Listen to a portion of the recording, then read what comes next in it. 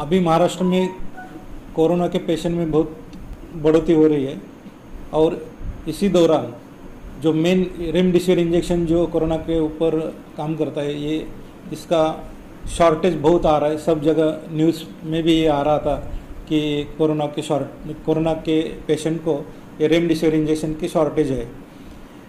इसी के ऊपर कोई लोग इसका ब्लैक मार्केटिंग करके पैसा कमा रहे हैं, ऐसा इंफॉर्मेशन हमारे क्राइम ब्रांच को मिला था और हमारे सुपीरियर लोगों ने इनके ऊपर कार्रवाई करने के आदेश दिए थे।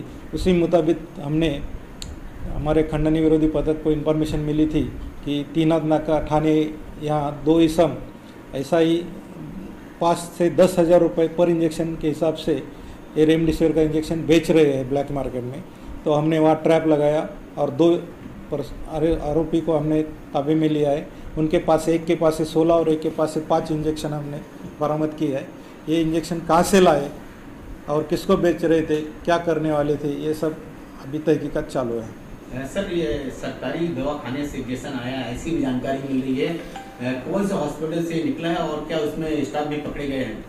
इसमें जो एक आरोपी पकड़ा है वो नर्स स्टाफ है और कुछ इंजेक्शन के फिर ऊपर नॉट फॉर सेल यानी कि किसी कोविड हॉस्पिटल से ही ये बाहर आए हैं। इसका हम लोग अभी तहकीकात कर रहे हैं कहाँ से लाए और क्या करने वाले थे। सर, क्या ग्राहक बन कर गए थे, इसकी मोल भाव की गई थी इसमें?